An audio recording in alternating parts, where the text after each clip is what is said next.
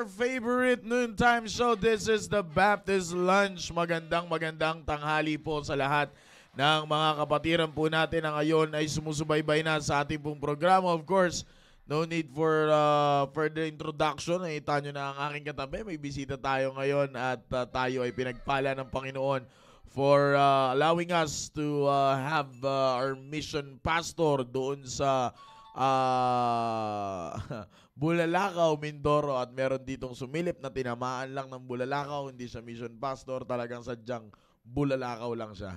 Yan, kaya magandang tanghali po sa lahat ng mga kapatiran po natin na ngayon ay sumusubaybay na sa ating pong programa. And of course, a big shout out to our beloved pastor, Pastor Gil Laurena, who is the executive producer and the director of the program, The Baptist Lunch. Magandang tanghali po sa aming mahal na pastor. Luzon, Visayas, Mindanao, a blessed Thursday afternoon to each and every one of you. And of course, sa lahat ng sa four corners ng ating simbahan, North, South, East, and West corner, and to all the areas na nandiyan dyan. Of course, sa mga area leaders na nandiyan dyan.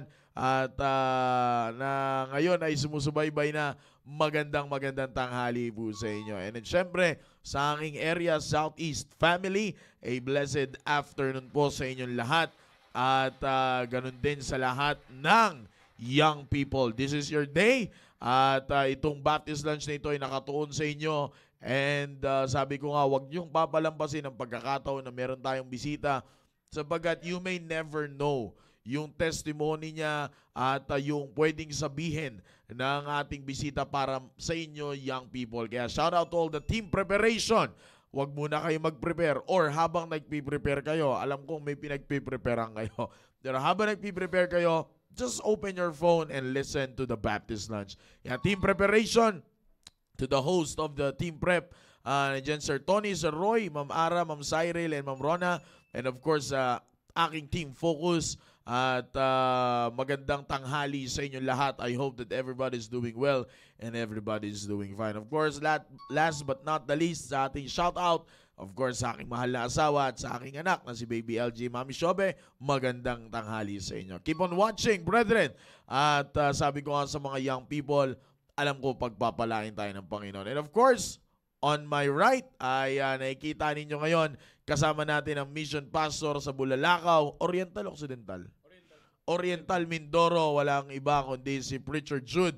Rico, magandang tanghali sa inyo, sir, and bati ka muna sa mga viewers natin. Amen, amen. Magandang tanghali po sa atin pong lahat, sa mga viewers ng Baptist Lunch. Magandang tanghali, Sir Maki and Pastor Hill. At dyan sa Bulalakaw Mission sa Mindoro, aking mga naiwan po na mga members po dyan. Keep tuning in at kasama ko rin po aking mag-ina. Nandyan po sa labas si Shaira and si Isabel. Amen. Magandang tanghali po. Yan, Po kay Pastor Dex and Ma'am Joy. Of course, kasama ni Preacher Jude ngayon yung mga balikatan boys nila Pastor Dex. Yan. Shoutout pala kay Sir Jinggoy. Magandang umaga po sa inyo. Jinggoy. The Pope. Yan. At magandang tanghali po. Ay, good morning, Sir Jinggoy. Tinatawagan kita kanina, kaso busy ka ata. Yan, magandang tanghali po ulit sa lahat, no? At of course, sa lahat ng mga kitchen staff dyan sa labas, sa lahat ng mga full-time staff na nakapila, ay magandang tanghali sa inyong lahat. At alam niyo po, medyo busy ngayon, of course, sapagkat ngayong araw na ito, ang gaganaping pag-iisang dibdib. Yan. Mga introduction natin, ha? May bagyo, hindi tuloy. Ang pag-iisang dibdib ni Sir Hiner at ni Ma'am Carmela Gubantes. Yan. At kaya sa lahat po, no, ng four corners ng ating simbahan, punta lang po kayo dito, invited daw po kayo. Bahala na si Sir Hiner, makainin kayo. Then mamaya po kaya continue to pray. 4 o'clock, I think, that's the start of the program, if I'm not mistaken, no? At 4 or 5, something like that, mga kapatid, yan. Okay? So again, magandang tanghali po sa inyo lahat. Ulitin ko lang, team preparation, team focus. This is your day. At itong Baptist Lunch na ito ay nakatuon para po sa inyo. Maganda ang ating pinag-uusapan. Kung mapapansin nyo, team focus and team prep, I don't know if you're aware of it, but I have the series of lesson here para po sa inyo, no, regarding sa ating pong church team na year of commitment. You know, when it comes to commitment, one of the most important thing is the backup of your commitment. Sabi ko nga, kung kayo ay aware, lahat ng pinag-uusapan natin dito, it's all about the backup of your commitment. Kasi backup symbolizes the foundation of your commitment. Pag sir, paano naging foundation yun? Backup nga. Kumbaga, doon nakasandal ang commitment mo. And that foundation, brethren, ay hindi yan basta-basta. Bakit? Kasi yung foundation na yan, yung backup ng commitment mo na yan, young people, lagi yan, and it will always lead you to the subject of your commitment, which is God. Kaya tandaan nyo, ulitin na natin, let's just go back for a while and for the very basic ng ating pinag-uusapan, ng ating lessons dito sa Baptist Lunch every Thursday. Kung mapapansin nyo, the subject of your commitment should be God. And it should be always like that, young people. Kasi, sabi ko nga kay Sir Jude kanina, alam naman natin, naging kabataan din tayo. Pagdating sa commitment talagang, aminin man natin sa ide, I'm not here to judge anyone, but minsan, nadadala na lang tayo ng iyak ng imbitasyon at tunog ng I have decided to follow Jesus. Lalo na kapag tumugtog ng ten, ten, ten, ten, ten. Pag humikbi ka na, kasunod yan, punta ka na sa altar. Yun. At lalo na pag nagsalita ang ating mahal na pastor na if the Lord speaks to your heart, pambira talaga. Kaya nga, ganun ang warning ng ating mahal na pastor sa atin.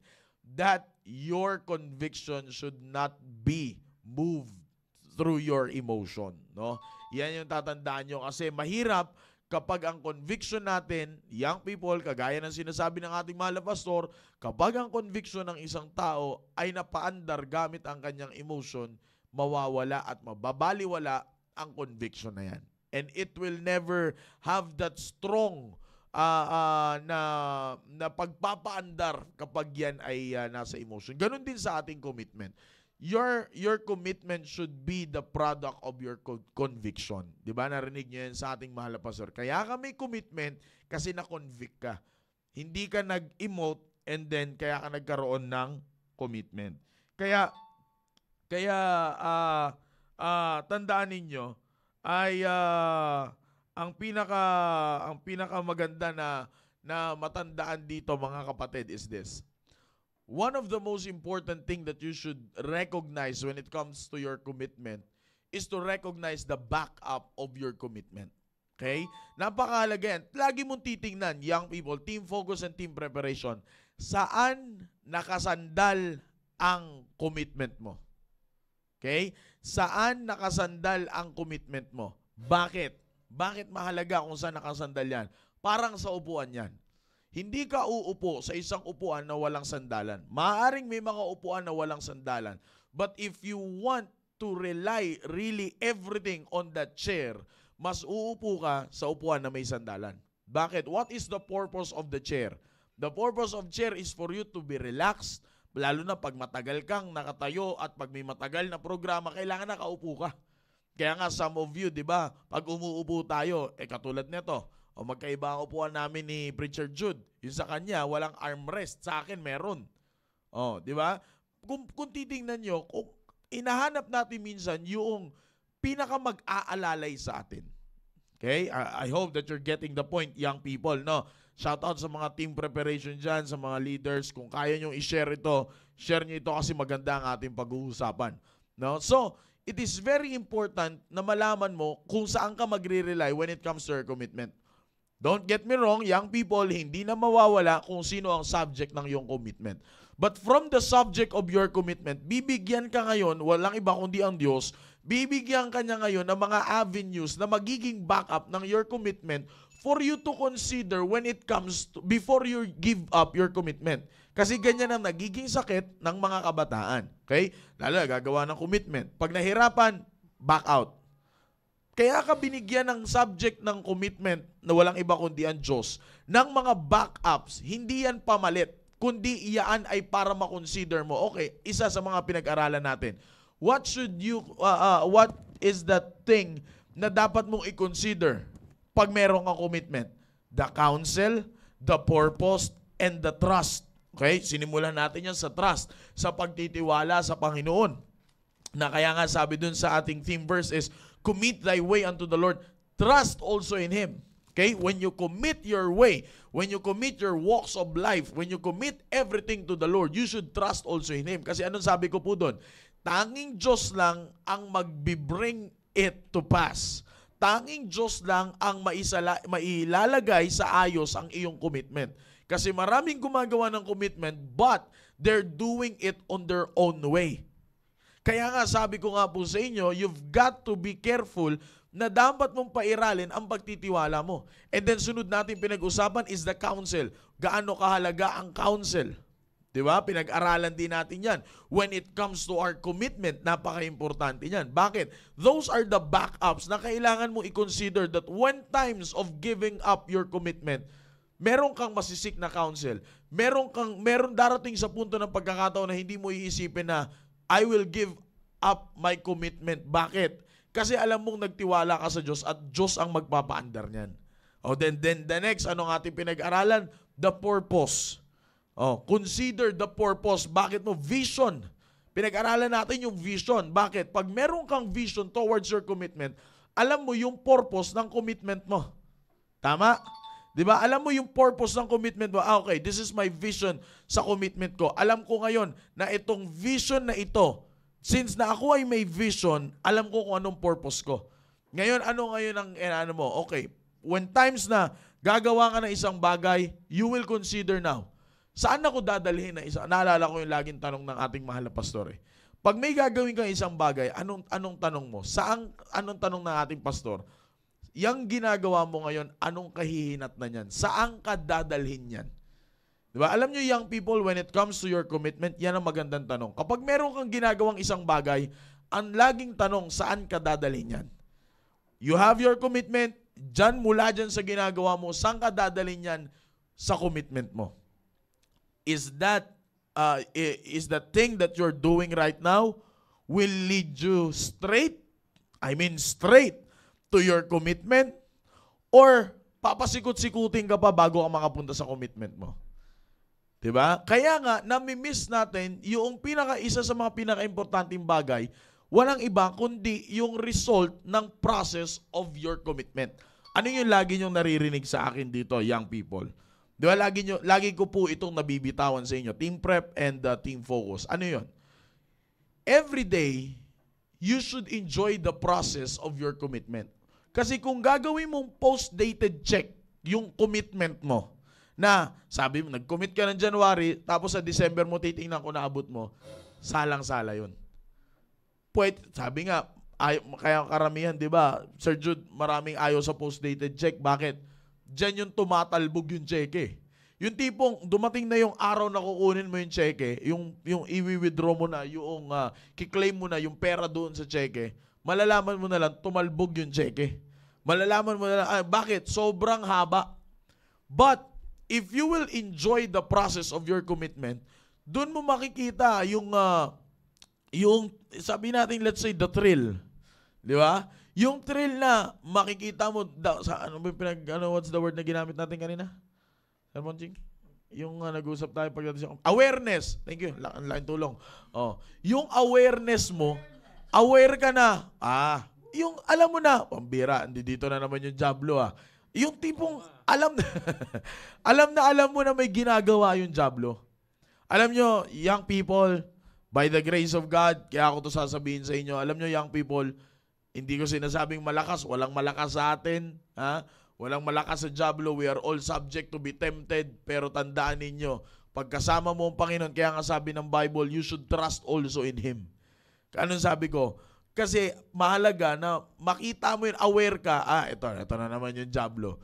Masasarap ang commitment mo. Aware ka Aware ka, aatake na naman ng Diablo. Nagsasalita na naman yung Diablo sa gilid, yan na naman, yan na naman yung Diablo. Aware ka ngayon.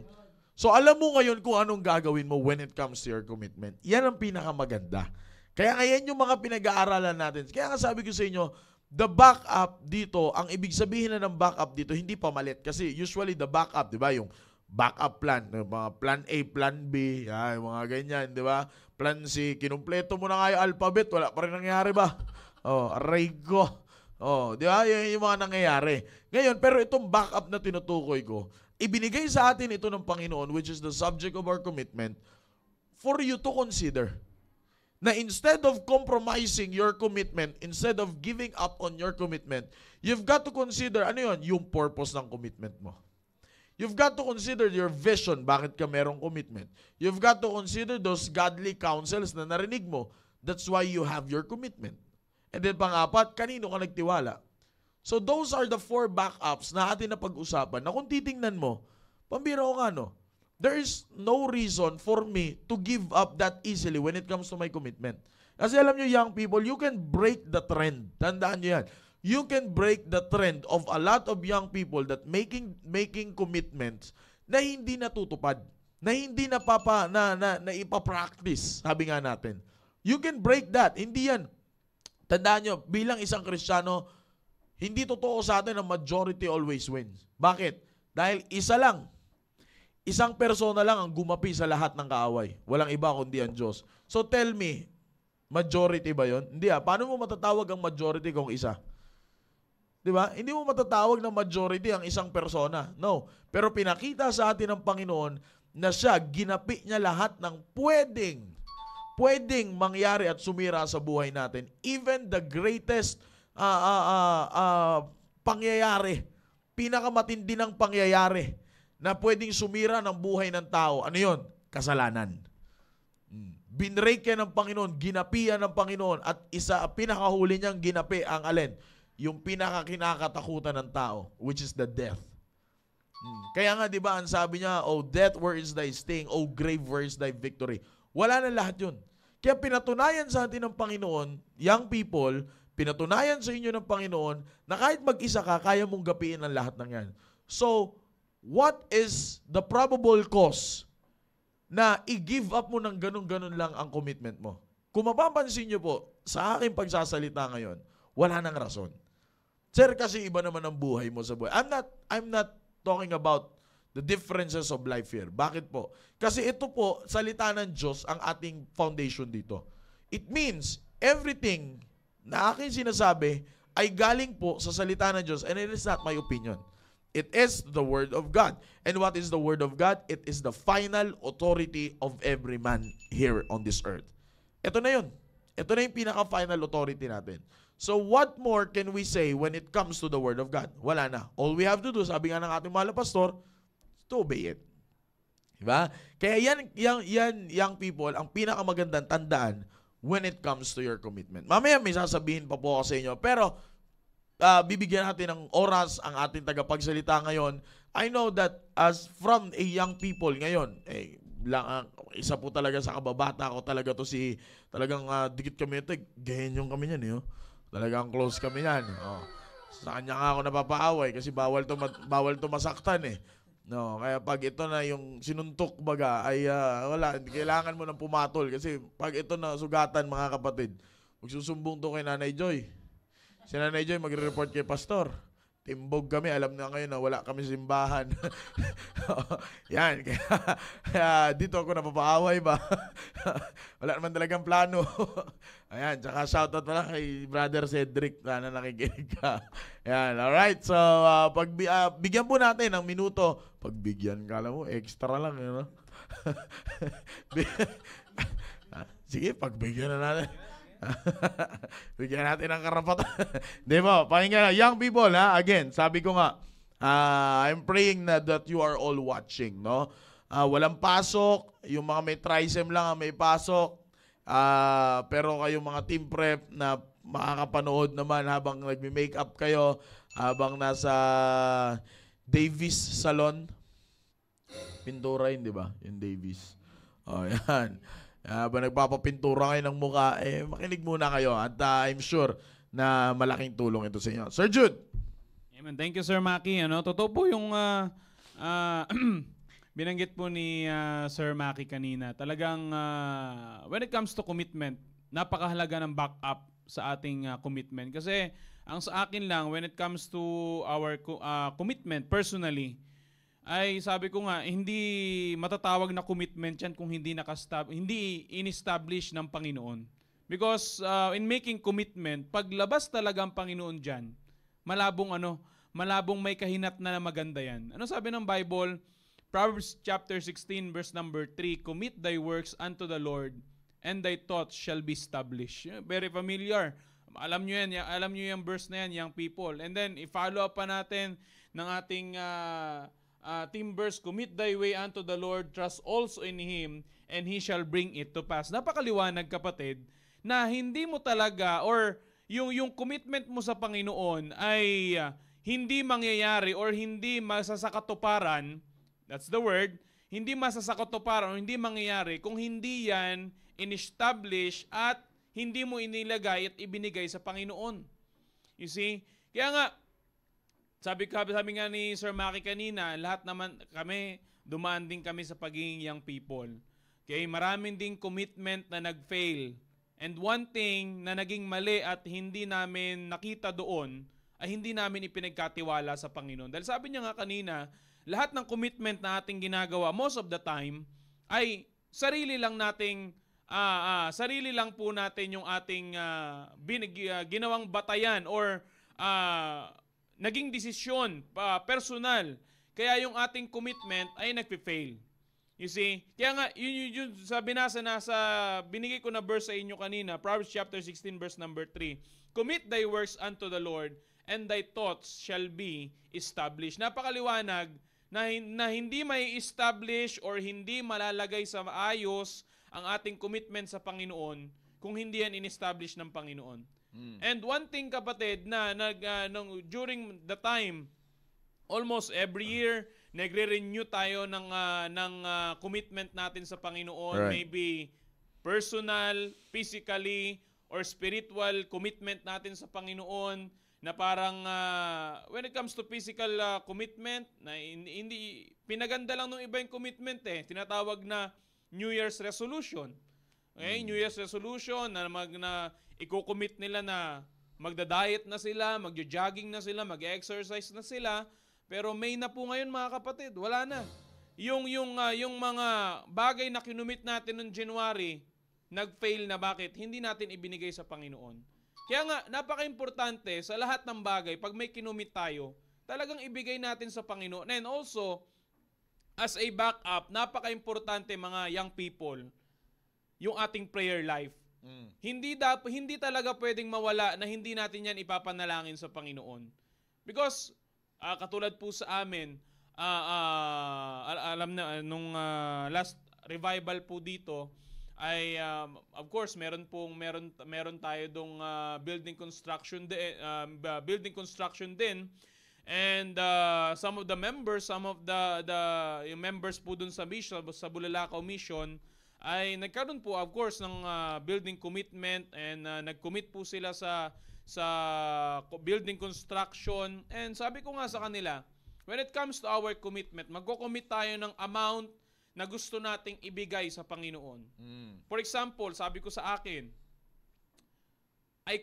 kinumit ko sa Panginoon is sa project na ito, nag-commit ako ng 15,000. The question is, meron na ba akong hawak na 15,000? Wala. 15 pesos meron, pero 15,000 wala. Pero sabi ko, kaya mo yan ikinumit, hindi mo yan kinumit dahil sa kakayanan mo lang. Because kung sa kakayanan mo lang, malabong saan ako kukuha ng 15,000, saan ako makakapulot ng 15,000. Malabong makuha mo yung 15,000. Pero kung yan ay ibibigay mo sa Panginoon, kinumit mo sa Panginoon at sinabi mo sa Panginoon, I commit this amount upang maitulong ko sa iyong gawain, I believe, young people, ibibigay sa iyo yan ng Panginoon. When it comes to sa commitment, money matters para makatulong sa gawain ng Panginoon. But it's just an example, mga kapatid, na kung gaano ka makapangyarihan yung panalangin when it comes to our commitment. Because pag yung ating commitment, mga young people, yung ating commitment na hindi natin na-back upan ng panalangin, it always fail, mga young people. Ang panalangin, napaka-importante niyan. Sabi nga ni Sir Maki kanina, wala naman talagang malakas sa atin. Biyaya lang ng Panginoon kung bakit tayo nakakapagpatuloy. And yet, mawawala pa yung prayer life sa'yo, yung prayer time. I'm talking about hindi lang spare time, hindi lang extra time, na maglaan ka talaga ng oras, na ipanalangin mo yung kinumit mo sa Panginoon. And it's important, yung sinabi ni Sir Maki kanina, yung update, yung pag-update. Kasi, alam mo yon, yung nag-commit ka ng January, tapos aalalahanin mo ng December. No, talagang totoo po yun. Check. Talagang totoo po yun na makita natin na talagang from time, walang problema if from time to time na yun ang magre-remind sa atin para talagang mas lalong ma-improve, ma-push tayo na kayo naman nakakaalam kung anong kinumit nyo sa Panginoon, pero yung kinumit mo ba sa Panginoon, yan ba ang nagpupush lalo sa'yo na mapalapit sa Kanya at mag-involve sa ministry? Kasi commitment, pwede ka mag-commit ng kahit anong gusto mo lang sa buhay mo eh. Yeah. Nang hindi connected sa Panginoon. Yeah. Nang hindi connected sa gawain ng Panginoon.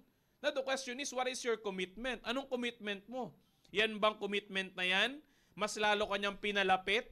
Or yung commitment ba yan? Mas lalo kang binigyan ng mas lalo ka na fired up na mag-involve sa ministry, sa gawain ng Panginoon? But babalik pa rin tayo mga kapatid sa commitment na sinasabi natin kanina. Sabi ko nga, ang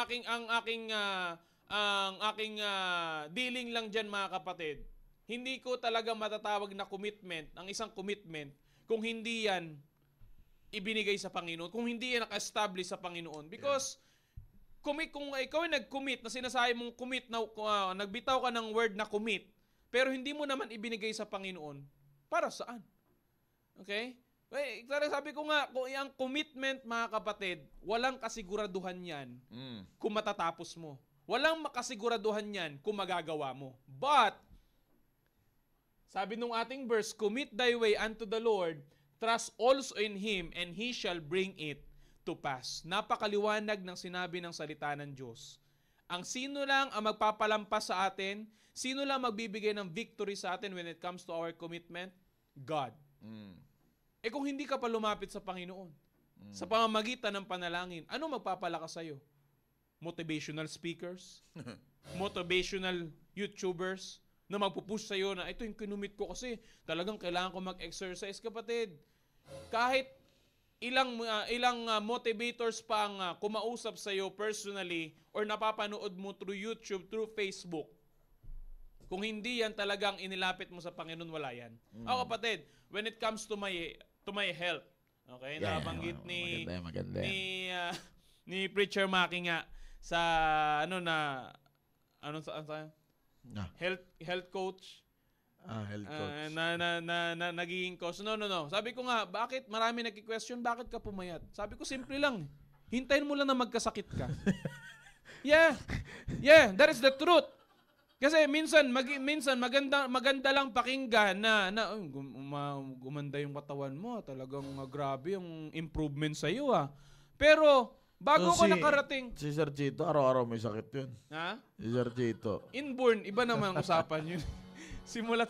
Ano? Sabi ko nga po, simulat sa pool. Pero dumating sa point ng buhay ko mga young people na bago ko makarating dito na nabawasan yung timbang ko, may nakakarinig ako ng positive comments sa nangyari sa akin. Pero bago nangyari sa akin ito, ano muna nangyari? Babalikan mo muna. Ano bang what happened? Ano bang nangyari? Bakit ko naisipang umabot sa ganitong punto na talagang magbawas, talagang lahat ng kakainin ko talagang pili na lang dahil may nangyari, nagkasakit ako sa aking health, nagka-problema ako. Pero tulad nga ng sa mga bagay kung bakit maire-relate natin sa ating commitment. Yung commitment mga kapatid, makakatulong sa atin 'yan upang ma-avoid natin yung mga bagay na magpapalayo at magpapaliko sa atin kung ano ang kinumit natin. Kasi minsan pag may kinumit tayong isang bagay at hindi natin yan nilapit sa Panginoon, dumating si love life, liliko ka sa commitment mo. Bigla mo na lang malilimutan yung kinumit mo sa Panginoon na talagang this year, maglilingkod ako ng maayos, matapat sa Panginoon, talagang ilalapit ko almost lahat ng ministry sa sa church ay talagang papasukin ko. And here comes the love life. Nalimutan si commitment. Here comes yung involvement mo, yung naging president ka sa classroom ninyo dahil malapit na naman ang pasukan. Eh ang sabi mo pa naman, lagi ako magko-commit at lagi ako magko-commit ako na talagang magi-involve ako through soul winning, sasama ako sa aking area leader. Eh ang problema, during Saturday, during Thursday, mas napaprior mo dahil nga presidente ka, na dapat ikaw ang unang mangunguna sa classroom ninyo, mas nauna na yon kesa dun sa kinumit mo sa Panginoon. You see? So, doon natin makikita mga kapatid kung gaano, kasi commitment also will help us or matutulungan tayo niyan kung ano ba talagang dapat nating i-priority. Amen. Okay? Kasi pag may kinumit ka sa Panginoon, your commitment must be the priority. Amen. Nakuha niyo po mga kapatid. Kaya nga sabi ko po, mga young people, pag nag-commit ka sa Panginoon, hindi yan pwedeng labas dyan sa kinumit mo ang Panginoon. Pag labas dyan sa kinumit mo ang Panginoon, sabi ko, hindi talaga mangyayari at hindi matutupad ano man na kinumit mo sa Panginoon. Man. Kaya nga in closing, sabi ko nga, isa dyan sa aking life verse, Acts chapter 20 verse 24. Sabi ng Bible, but none of these things move me, neither count I my life dear unto myself, so that I might finish my course with joy and the ministry which I have received of the Lord Jesus to testify the gospel of the grace of God. Kaya nga, when it comes to commitment, mga young people, walang anumang bagay dapat, especially mga bagay na nasa labas, ang maglalayo at magpapalayo sa iyo sa kinumit mo sa Panginoon. Because kung ikaw lang ay basta-basta na lang bibigay, sayang lang kinumit mo, young people. Kung ano man ang kinumit mo sa Panginoon ngayon, tatandaan natin, babalik tayo, lagi nating baback-upan niya ng panalangin. Lagi nating, of course, ang pinaka number one naman talaga na talagang magpapanatili sa ating kinumit, na magre-remind sa atin, no other than the Word of God. The Word of God, babak-upan natin ng panalangin, babak-upan natin ng prayer, lagi nating maglalaan tayo ng oras na makipag-usap sa Panginoon. That's when the time na talagang ibinigay na natin sa Panginoon, ibinigay na talaga natin sa Panginoon lahat. Trust also in Him, and He shall bring it to pass. You see? So, sa aking ngayon, nasa kalagayan na ako na isa na rin ako sa nabigyan ng pribilehiyo ng Panginoon na makapag-lead ng isang simbahan, ng isang mission sa Bulalakaw. Kung ako tatanungin, mahirap ba? Lahat ng experience pwede mong maranasan sa gawain ng Panginoon sa mission. Pero isa talaga sa magpapa-stay on track sa'yo sa commitment mo. Talagang ang commitment ang magpo-push or magre-remind sa'yo na dito ka lang. Bakit? Yung commitment mo na ito, ang Panginoon na nag-establish yan at hindi kung sino mang tao dyan sa paligid. Even kahit government official pa yan, ang Panginoon na naglagay sa akin dyan, ang Panginoon lang may kapangyarihan at may hold sa akin dyan. So, ang pinakang gusto ko lang iwanan sa inyo mga young people is talagang when it comes to our commitment, wag nating iwawala na talagang maglaan tayo ng time na makipag-usap sa Panginoon. Minsan kasi ang nangyayari, most of the time, mas marami tayong time na makipag-usap lalo't sa mga unbeliever friends natin. Okay, sa mga kaibigan natin sa labas kaysa sa Panginoon. Kaya yung commitment natin nawawala. Bakit? Nai-impluwensyahan tayo ng kinumit yung mga may mga tagalabas may commitment din yung mga yan. Yeah. Pero ikakasira lang ng buhay ninyo. But young people, wala kami sa kalagayan namin ngayon kung hindi rin namin inilapit yung commitment namin sa Panginoon at kung hindi rin yung commitment namin ay in-establish ng Panginoon. Yun lang, Sir Maki. Yan. Amen. Thank you, Sir Jude. Alam nyo, totoo yung sinabi ni Sir Jude. Prayer is one of the most important thing na maging backup ng commitment natin. Alam nyo kung bakit? Because when you pray, you're always talking to God. That is the very simple meaning of let's say, the only meaning of the word prayer. It is the time that you will talk to God. It is the time that you're having a conversation with God. Kaya nga, ang katumbal niyan ay yung sa pag-aaral natin ng salita ng Diyos. Bakit? Just like, for example, this one. We are hearing principles. May defect ka ba sa F? Wala fo. We are hearing principles when it comes to the Word of God. So what is this time right now? God is talking to you. We're not saying that we're God, Hindi kami ang Diyos, mga kapatid. But every time that the Word of God is being preached, it is being teach sa atin, yan yung paraan ng Panginoon na makipag-usap siya sa atin. Now, isipin nyo, young people, you have your commitment. Yan ang isa sa mga bagay na kinumit mo na ibinigay mo sa Diyos. Nagkaroon ka ng commitment.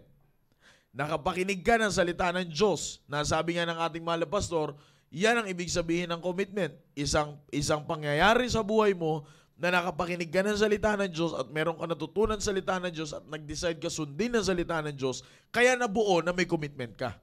Ngayon, ibinigay mo yan sa Diyos. Pinagkatiwala mo yan sa Diyos. Imagine, young people, kung ikaw ay consistent sa iyong prayer life, alam mo kung saan ka dadalhin ng backup mo na yan, which is prayer sa iyong commitment. It will point you to have that right interest towards your commitment. Alam nyo ba, ang interest, young people, when it comes to commitment ay napakahalaga. Kasi mahirap, young people, na darating sa punto ng pagkakataon ng buhay ninyo, kung bakit kayo nagkakaroon ng commitment, para lang may mapatunayan kayo. That is very wrong. That is unbiblical, and that is not, and it should not be happening pagdating sa commitment ninyo. Mahirap na gagawa ka ng commitment. Gagawa ko ng commitment. Papatunayan ko sa mga to na kayo ang hindi ako. Na kayo ang mali, hindi ako. No. Pag lagi kang nakikipag-usap sa Diyos when it comes to your commitment, maaaring sabihin natin sa ganun na buo ang commitment mo. Let's say, for example, doon na buo ang commitment mo para lang may mapatunayan ka. But yung sinabi ni Preacher Jude kanina, napakahalaga na pag merong ang commitment, one of the backups of your commitment is prayer. Dadalhin ka lagi niyan sa right interest. Bakit? Kasi kapag may tamang interest ka, you will always be pleasant in the sight of God. Alam niyo, in the Bible, in the book of Proverbs chapter number 12, in verse number 1, meron dyan patungkol sa right interest. Kasi, alam mo, ang tao, Sir Jude, lalo ng young people, di ba? Likas sa young people na gusto niya lagi maging pleasant siya. Sa harap ng tao, kahit kanino. Likas yan sa young people. Alam niyo naman yan, young people. Na, sabi nga ni Sir Jude kanina, naging young people din naman tayo. At may mga kasama tayong young people dito ngayon sa ating studio. Alam na, bagamat sinusubukan na itong isang young people na to maging pleasant, pero unpleasant talaga lagi. Pag ito ay nag-long sleeve, talagang makikita mo mula paakyat. Talagang napaka-formal. Pagdating sa mukha, dugyot na eh. Hindi, biro lang po kami dito. No? Makikita nyo. Hindi, ano lang yan. Palaman baga. Makikita nyo po. Young people laging gusto nyo. Kaya nga nagbibihis tayo, nag-aayos tayo. Wala ka naman nakita na nagsuot ng ganito, nagsuot ka ng korbada, nagsuot ka ng coat, tapos hindi ka naligo. Bagamat may gumagawa nun. Yung mga hindi naliligo, marami yan. Pero may kita mo, hindi ka lalabas ng unpleasant ka. Gusto mo lagi pleasant ka. Bakit? Pag ikaw ay pleasant, mas madali mong makikita ang purpose mo. Bakit ka na ganyan? Amen. Diba? What is the purpose kung bakit ka nagbibihis ng maayos? Bakit gusto mo maging bakit gusto mo maging pleasant ka lagi sa harap ng tao? Presentable ka lagi sa harap ng tao. There's always a purpose behind of pleasantness. I hope that you're getting the point, young people. Kaya nga in the book of Proverbs chapter 12 verse number 1, sabi ng Bible doon, whoso loveth instruction, loveth knowledge. But he that hateth reproof is brutish. Love is the daily affection. Hated, loveless. Reproof is rebuke with correction. Brutish is unpleasantness. Now, tira nyo kung mapapansin nyo, if we do not have a right interest, then we will always become unpleasant in the sight of God. Tira nyo, young people, when it comes to your commitment, bakit nagiging unpleasant yung commitment mo? Check mo. What is your interest when it comes to your commitment? In your commitment, dyan ba sa commitment mo, pwedeng dumating ito sa punto ng katanungan na pagdating dyan sa commitment mo, are you having that daily affection to love the knowledge? What is the knowledge? Knowledge is the thing that you are getting from God. Diba? Ano ang sabi ng ating mahal na pastor when it comes to knowledge? Ano yon? Kung matatandaan niyo, young people, it talks about something mula sa katotohanan. Diba? The ability to what? To receive the truth. Diba? That is the knowledge. Oh, bakit? Bakit the ability to receive the truth na yan? Kasi yan ay bunga ng wisdom, which is the acquired skill that comes from God. Naalala niyo yan kung yan ay naibigay sa atin ng ating mahal na pastor. Diba? Na sabi ng Bible, if you love instruction, that simply shows that you love knowledge. Now, alam nyo ba, pagdating sa commitment, napakahalaga ng instruction. Katulad kanina, binigyan tayo ng instruction ni Preacher Jude. Na ano, what is that instruction? Pagdating sa commitment, you should be prayerful. Bakit? Because mula dyan, sa instruction na yan, makikita mo at malilid ka lagi, ito yung interest dapat pagdating sa commitment. Sabi ko nga sa inyo, young people, right interest, napakahalaga yan. Kaya nga, sabi ko sa inyo, kung ang interest ninyo sa commitment ninyo, young people, ay para patunayan sa isang young people na mali siya pagdating sa'yo, change your mind. Baguhin mo. Bakit? Malaki ang magagawa ng commitment sa buhay ng isang kabataan. Now, imagine mo, young people, kung tama yan, kung tama ang interest mo pagdating sa commitment mo, sabi nga ng ating mahal na pastor, isipin mo saan ka dadalhin yan. Di ba? Isipin mo saan ka dadalhin yan. Pag dinala ka yan, young people, kung tama ang interest mo sa commitment mo, it means tama ang ginagawa mo. Now, try to imagine saan ka dadalhin yan. Malaki ang pwedeng gawin ng Panginoon sa buhay mo. Kaya bilang isang kabataan, katulad mamaya, makaka-witness tayo ng isang bunga ng commitment na sineryoso. Alam nyo, dito si Sir Ponjing, ay isa to sa mga nag-panel kay Sir Hiner during the oral examination. Kita nyo, nag-uusap kami, mas lalong naintindihan pa ni Sir Ponjing ang pagiging most available na award ni Sir Hiner. Bakit? Isa yon. Alam nyo ba, ito, this is not to lift them up, but maybe I will ask Pastor about it to share that testimony pagdating sa commitment. Yun, alam nyo ba ang laging sinasabi ni Sir Hiner during that oral exam? Commitment, once he made that commitment, yun ang naging turning point niya sa lahat. It helped him. This is not to lift him up, but it helped him a lot. Pagdating sa kanyang personality, when it comes to his, tawag nito, yung kanyang way of life, lahat nakatulong sa kanya yung commitment na yun. So young people, kaya ko po ito sinasabi, this simply shows na yung ating pinag-uusapan dito at yung sinabi ni Preacher Jude kanina, hindi hocus-pocus. Hindi, sabi nga nila, hindi suntok sa buwan. Kasi pag suntok sa buwan, di mo alam kung tatamaan mo eh. Tanong ko sa inyo, sumuntok kayo sa buwan, may tinamaan ba kayo? Wala. Ibig sabihin, hindi imposibleng mangyari. It is very possible that when you made a commitment, back-upan mo yan ng panalangin, it is very possible na ma-reach mo ang commitment mo. Bakit? Because of prayer that will lead you to right interest when it comes to your commitment. Bakit? Para hindi ka kasi magiging unpleasant. That's the goal. Hindi ka magiging unpleasant when it comes to you facing God when sa commitment mo. You will never be unpleasant in the sight of God. Bakit? Meron kang tamang interest. Pero pag ang commitment mo mali ang interest, tandaan mo yung commitment na yan, it will never be pleasant sa harap ng Diyos. Sayang. At pag yun ay dumating sa punto ng pagkakataon, sayang. Sayang na gagawa ka ng isang commitment na unpleasant. Sabi nga sa Bible, pag gumawa ka ng isang bagay na hindi ka aya-aya sa harap ng Diyos, ang word na ginagamit ng Bible dyan is what? Abomination. It is abomination. At kapag yan ay ginamit ng salita sa Bible, kapatid, hindi na yan maganda. No? Kaya wag na natin antayin. Young people, wag nyo nang antayin na darating sa punto ng pagkakataon that your commitment will be unpleasant sa harap ng Diyos because of wrong interest. Kaya nga, mahalaga yung sinabi ni Preacher Jude kanina. Panalangin. Panalangin. Backupan mo yan, yung panalangin. Tingnan nyo, in Bible, there are some stories about it. Do you think because Daniel being Daniel, kaya siya nagtagumpay sa lion's den? Shadrach, Meshach, and Abednego being the famous three Hebrew boys in the Bible, ay hindi tinablan ng init ng fiery furnace, it's because of their personality? No. Samson, dumating sa punto na talagang wala ng pag-asa ang buhay niya. Pero at the end of his life, kita mo, victory pa din.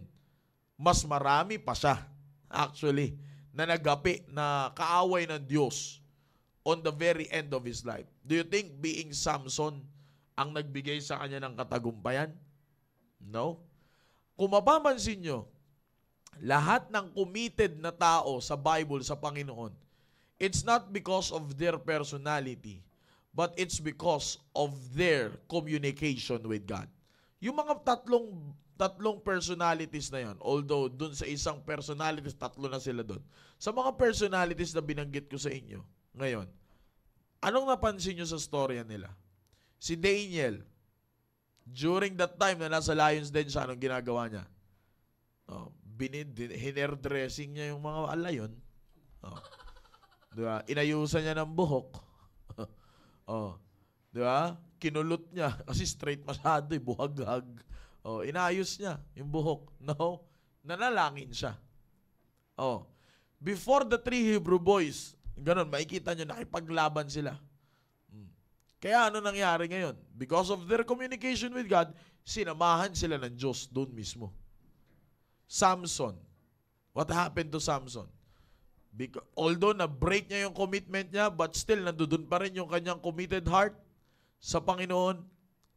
On his very last breath, sino ang tinawagan niya? Hindi mama niya. Hindi rin yung papa mo. Sino ang tinawagan niya? Diyos. Diba? Kaya kung mapapansin nyo, yung communication nila sa Diyos, grabe. Kaya pagdating sa dulo, it's still the commitment pa rin ang mananaig. Yung commitment mo pa rin sa Diyos ang nananaig. Kaya ganun kahalaga yung sinabi ni Preacher Jude kanina, that if you will back up your commitment with prayer, talagang darating ka sa tamang interest. Maaring mag-sway ka ng konti. Maaring sumala ka ng konti sa commitment mo. Sabi nga ni Sir Jude kanina sa pasimula, di ba? Hindi naman kaagad nung gumawa siya ng commitment, straight kaagad yung commitment na niya. Hindi. Sabi niya kanina, ilang commitment din naman ang nawala. Ilang commitment din ang nasayang. Ilang panahon din ang nasayang. Parang ang kanta namin kagabi, hanggang puyat ka na lang ba? O maging katotohanan pa? Di ba alam niya, no? Mamaya pa alam ko sa'yo, uy. Di ba? May mga ganon. Bagamat sumala ka sa commitment mo, pero darating pa rin ang punto ng pagkakataon, pag ang backup ng commitment mo ay panalangin, hindi imposibleng mangyari ang commitment mo. For example, yan ang living testimony ng commitment ni Ma'am Cyril. What happened to Ma'am Sai? You've witnessed God's greatness sa buhay ni Ma'am Cyril noong Sunday. Di ba? Hindi imposible. Bagamat siguro, even Ma'am Cyril at some point ay nag-give up na. Because of godly counsels. Dumikit siya sa ating pastor, nakikipag-usap siya lagi sa ating pastor. Sabi nga ng ating mahal na pastor, walang move when it comes to Ma'am Cyril's life ang hindi alam ni pastor. Lagi niyang ini-inform si pastor na ito yung gagawin ko, pastor. Ito po yung gagawin ko. Ano nangyari? Yan. Blessing ng Diyos. Di ba? Kaya young people, sabi nga natin dito sa ating pinag-uusapan, huwag po nating sayangin ang ating commitment. Young people, malaki ang magagawa ng commitment sa buhay mo. Kaya bilang isang kabataan, team focus, you focus on your prayer life. Team preparation, huwag masyado mag-focus sa pera, sa trabaho, and such. Focus ka sa prayer life mo. Tandaan mo, di ba? Di ba, Preacher Jude? Pagdating sa commitment, pagdating sa trabaho, paano sila nakarating sa posisyon na yan? Panalangin din naman. Yes, sir. Di ba? Panalangin din naman. Bakit ka merong ganyan ngayong mga privilege? Tulad ng kaibigan namin ni Sir Alfonso ngayon, nasa Taiwan. Paano nagkakaroon ng mga ganong pribileyo? It's because of commitment. It's because of your prayer life. Panginoon, bless me on my work. Bigyan mo ko ng magandang posisyon dito. Pataasin mo ang aking posisyon dito. Consistently. Na makikipag-usap ka sa Diyos, ibibigay ng Diyos ang pangangailangan mo in very, very right time for you. Kaya pagdating sa commitment, young people, wag natin baliwalain. Wag niyong baliwalain ang prayer life. Alright? So I hope na kayo po ay pinagpala sa ating pong programa ngayong puntanghali po na ito. Maganda, sabi ko sa inyo, sana nag-message ako sa mga young people sa Team Focus, no, nag-message ako na sabi ko, sana makapanood sila. And sa Team Prep, I don't know kung may nagsisend ng picture sa GC ng team preparation, but sana sana nanood kayo. And alam ko yung iba sa inyo, maybe you are advanced when it comes to age.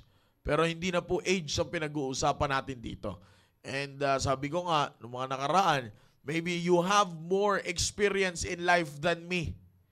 But it doesn't matter. When it comes to the principles of the Word of God, lahat tayo pantay-pantay. Yan ang tatandaan po ninyo. At lahat tayo nangangailangan ng gabay ng salita ng Diyos. So it doesn't matter how much salary you are receiving from your work and how much knowledge ang meron ka. Team focus. But most important is yung magpa-subject ka under ng salita ng Diyos. Yan ang tatandaan nyo, young people. Again, to all the team preparation and team focus, I hope and I pray that you did get something from our lesson ngayong pong Thursday po na ito. Sir Jude, baka may gusto kang sabihin, diretso mo na sa pagpapaalam. Alright, at salamat po Pastor Hill for having me in your Baptist lunch. Ganoon din po kay Sir Maki. At salamat po sa pribilehiyo na makapagbahagi all about commitment. Okay, mga young people ay stick lang at wag muna nating atupagin yung mga hindi pa dapat atupagin. When it comes to your commitment, stick to your commitment and back up it with prayer. At the rest nung mga tinapik pa ni Sir Maki ay malaking tulong yun para sa iyong kahihinatnan ng ating commitment para sa Panginoon.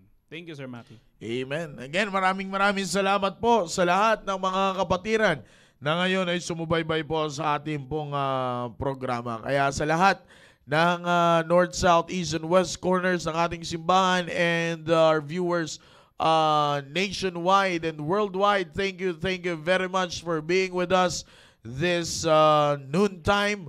And tayo ay magbabalik sa ating mga programa sa mga susunod na Thursday, and please do pray the upcoming balikatan, patuloy nyo, young people, patuloy nyo isama ang balikatan sa panalangin ninyo, at you pray na makasama talaga sila or kayo, at unofficially I will announce it. But please do watch the programs pa bukas. Meron pa tayong mga programa bukas. But unofficially, the announcement as far as Pastor Hill nag-usap kami is concerned, I think hanggang Sabado ng gabi ang last registration. Open na po, Open na po ang registration, and I think, sabihin ko na lang dito, sa mga area leaders, ay meron po akong isi-send sa GC na link, and that is the online registration for the balikatan. So, attached dyan ay lahat na. Mamaya magbibigay po ako ng instruction at when it comes to registration. So, registration is open now for the Balikatan. So, kaya, again, unofficially, kaya ko po yung sinasabing unofficially kasi i-ano pa po natin ito sa ating mahal na pastor. At of course, si Pastor Hill ang pinaka-official na magbibigay ng announcement. But as far as nung aming pag-uusap is concerned, the proposed date na mag-end is Saturday evening. Sapagkat sa Lunes na po yan eh. Kung sa Sunday pa, medyo alanganin na kayo dyan sa preparasyon. Po? So again, sa mga team focus, young people, and if team preparation wants to join, I think wala naman atang sinabi ka na si Pastor. Diba? So kung gusto nyo, just talk to Pastor Hill. Malaki ang ako po excited. Personally, excited ako sa mangyayaring Balikatan. Off-air tayo eh. Talagang hindi mo alam kung ano mangyari. So again, let's get excited and please do pray for the wedding of Sir Hiner and Ma'am Carmela mamaya pong hapon. Ngayong hapon. Alright?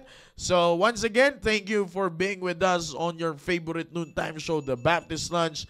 Sa ngalan po ng ating mahal na pastor who is the executive producer and the director of this program. Maraming salamat po. Ako pong inyong lingkod, Brother John Mark, along with our guest speaker ngayon po tanghali, Sir Jude.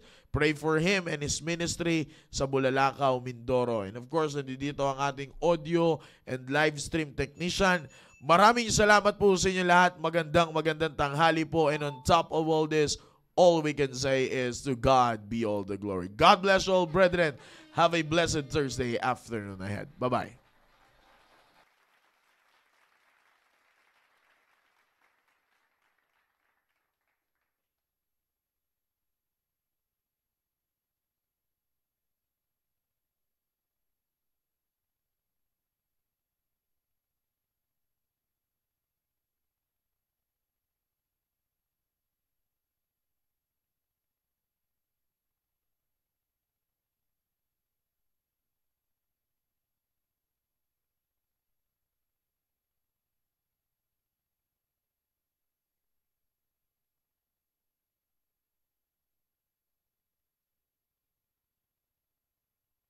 Tell you about a man who lived long ago.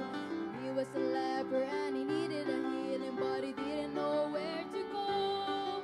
So the prophet told Naaman to go to chilly Jordan. There, old Naaman would find that after 7 times into the muddy water, got delivered right on time.